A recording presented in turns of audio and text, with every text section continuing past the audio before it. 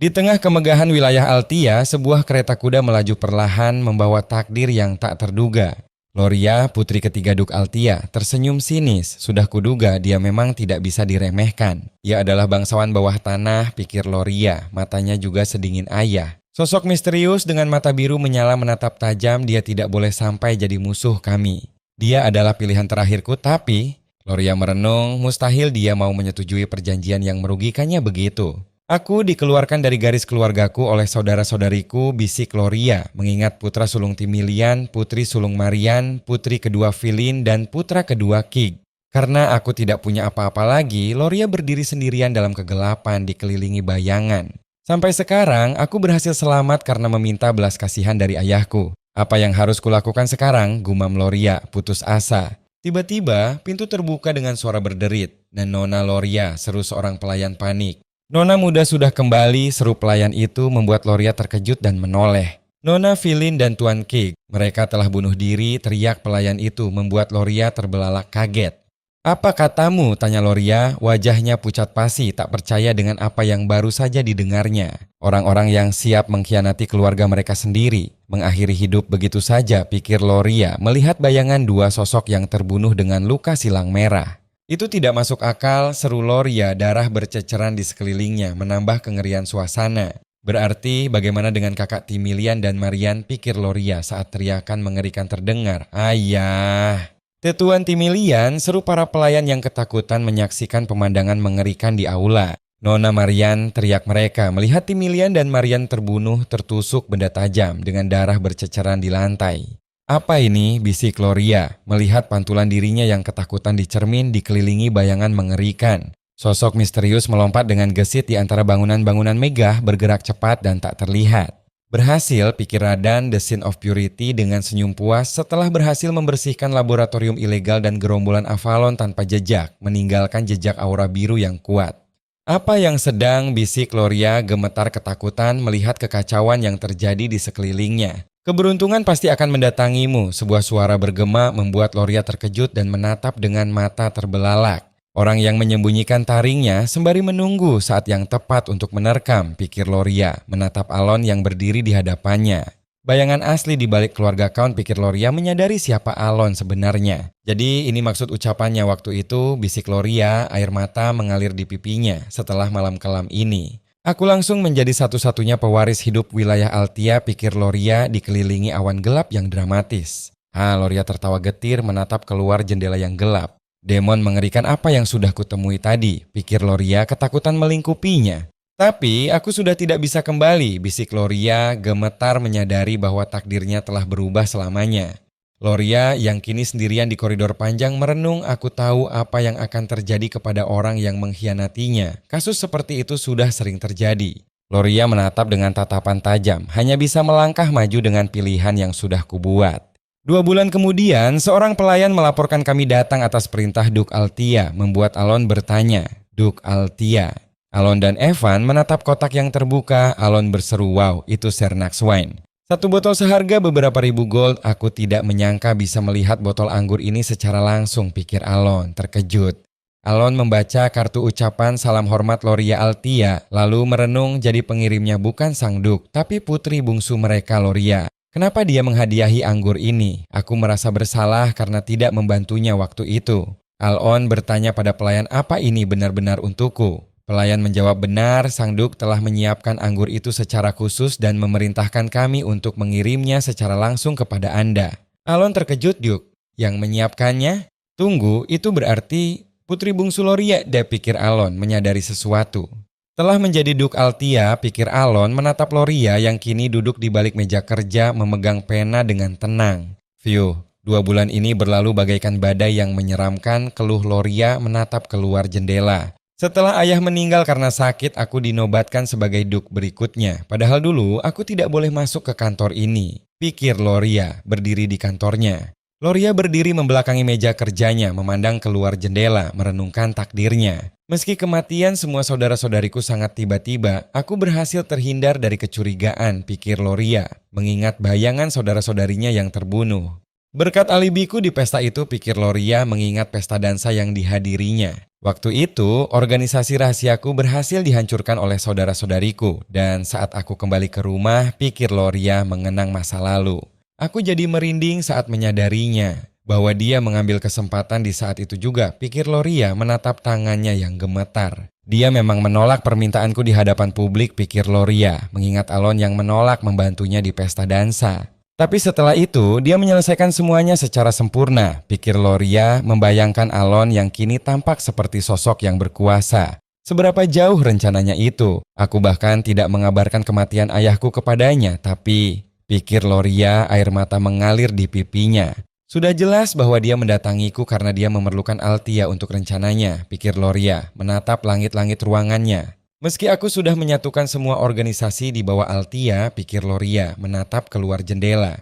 Aku masih belum bisa menyamai kekuatan misterius itu, yang artinya dia menginginkan hal lain dariku, pikir Loria, menatap lambang keluarganya. Palatio, taipan bawah tanah yang sukses berkat bisnisnya, pikir Loria, mengingat nama keluarga Alon. Kalau dia menginginkan sesuatu dariku yang tidak dia miliki, pikir Loria, membayangkan Alon duduk di singgasana emas. Itu pasti reputasi Altia, pikir Loria, menyadari apa yang diinginkan Alon. Nama yang memanipulasi dunia politik dari bayangan, pikir Loria, membayangkan Alon menggerakkan bidak catur di papan. Mulai sekarang, aku harus fokus pada tugasku, pikir Loria berdiri di ruangan yang dipenuhi lukisan. Penyelamatku akan menghubungiku sebentar lagi, pikir Loria menatap lukisan di dinding. Loria berdiri tegak menatap ke depan dengan tekad baru, siap menghadapi masa depannya sebagai Duke Altia. Loria tersenyum tipis, berharap hadiah yang ia kirimkan bisa membuat Alon senang. Seorang pelayan membungkuk hormat, kalau begitu saya pergi dulu. Alon merenung Loria yang dulu selalu terancam saudaranya, sekarang jadi Duke. Kenapa sifatnya begitu? Ada hal yang aneh di sini. Beberapa bulan kemudian, 5 tahun sebelum awal mula cerita aslinya, sebuah mansion megah berdiri di tengah lanskap bersalju. Hei Tuan Muda, sebuah suara memanggil Alon. Alon berdiri di dekat jendela, tampak merenung. Evan menghampiri Alon, Tuan Muda. Tidak, sekarang kau sudah menjadi Count kan? Alon menjawab masih belum, tapi sejak tahun baru aku sudah bisa menggunakan gelar itu. Alon menghela napas, menjadi Count sangat memberatkan hidupku, tapi apa boleh buat. Tapi begitu aku terbiasa, aku memang suka dengan keuntungan-keuntungan menjadi bangsawan, apalagi work-life balance-nya juga oke, pikir Alon. Evan menyerahkan sepucuk surat kepada Alon, ada surat dari Yutia. Alon bergumam, Omong-omong, apa kau sudah menemukan informasi soal pembunuh Leo? Tanya Alon. Evan menjawab belum, tapi Guild Intelligence sudah menyelidikinya. Kita akan segera mendapat kabar baru dari mereka. Apa tujuanmu mencari mereka? Jangan bilang kau mau balas dendam, tanya Evan menatap Alon yang duduk di seberangnya. Mungkin perbedaan yang kurasakan sekarang adalah hasil dari campur tanganku. Aku hanya ingin bersiap, jawab Alon. Evan tertawa, ucapan itu membuatmu terasa seperti Count sungguhan. Alon menjawab, silahkan saja kalau kau menganggapku seperti itu. Alon memegang surat dari Yutia, apa isi suratnya ya? Yutia menulis surat, bagaimana kabarmu? Kondisi kami baik-baik saja seperti biasanya. Semuanya juga sedang fokus pada hobinya masing-masing. Sekarang Deus sudah mahir dalam permainan boneka. Seorang sering bermain bersama teman-teman sebayanya, terlihat ceria di antara anak-anak lain. Ryan memang masih pendiam, tapi dia juga sering membuat sesuatu. Radan mulai senang berkebun, terlihat Rine sedang membaca buku sementara Radan menyiram tanaman. Surat-surat bulanan dari panti asuhan itu telah menjadi rutinitas yang hangat bagiku, pikir Alon. Meski aku belum pernah menemui mereka, melihat perkembangan mereka sebagai donatur begini membuatku tersenyum, seolah-olah aku ayah mereka.